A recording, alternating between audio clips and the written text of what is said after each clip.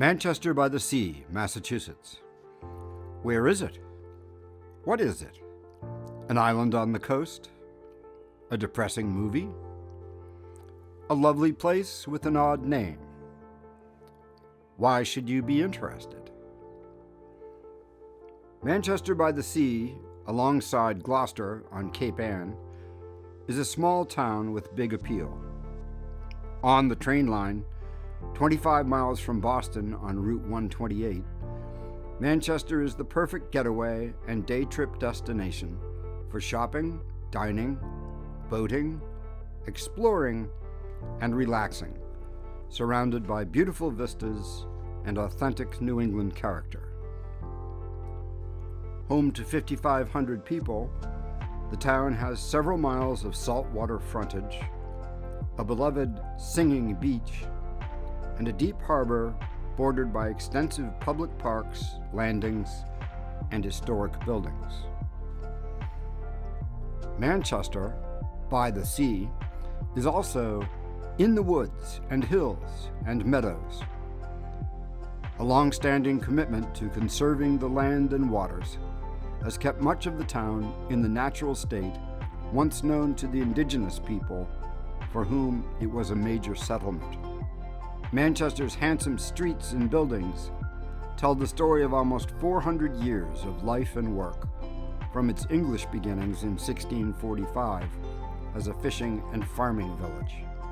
Its beauty is evident, both outward to the sea and inward at the town center and its classic common, with the handsome public library and the landmark meeting house.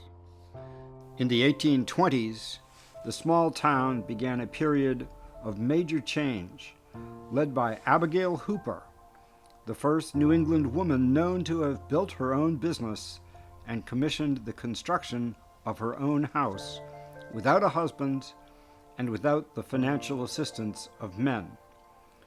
You can visit it almost every day. Erected in 1823 and enlarged in the 1830s, the house is now the town's museum and history center, with art shows, a room-by-room narrative, and a robust program of events for visitors, families, and museum members. Manchester's 19th century achievements continued with John Perry Allen, the inventor of the multi-blade veneering saw. An early adopter of steam power in the 1830s, he transformed Manchester into a major center of furniture production. For decades, dozens of manufacturers and hundreds of skilled craftsmen produced large quantities of beautiful pieces for shipment, mainly to markets in the Deep South.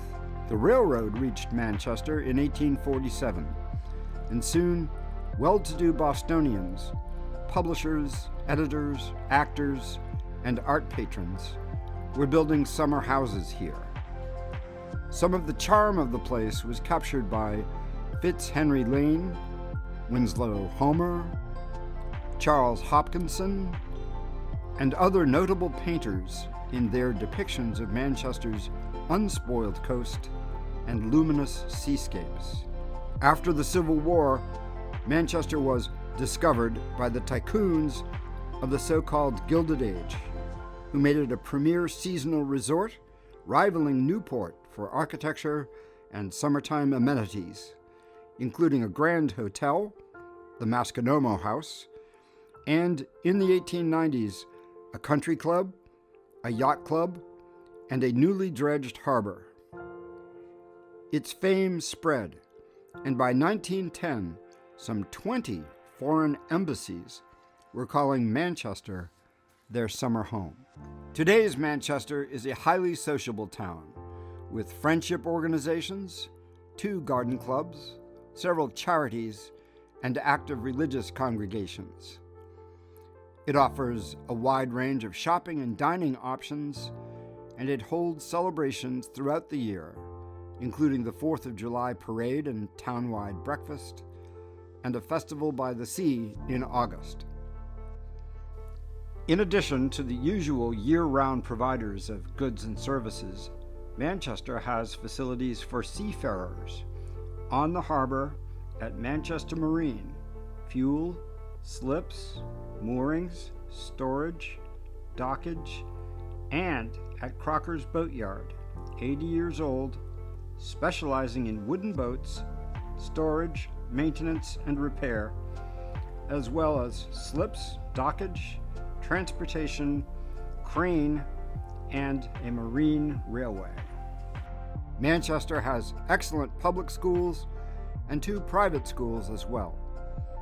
Its hiking trails, athletic fields, tennis courts, and sports facilities, including an athletic club, are reflections of the townspeople's love of the outdoors in all seasons and settings. Its historic library building is well staffed and well stocked for book lovers and information seekers.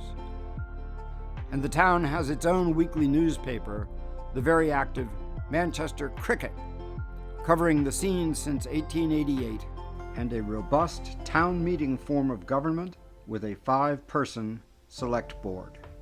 By the sea and down the street and in the woods, in the moment and out of its many-sided past, Manchester brings together strong elements of beauty, tradition, and community in a classic setting, lived in and worked in by all sorts of people who truly care about their town.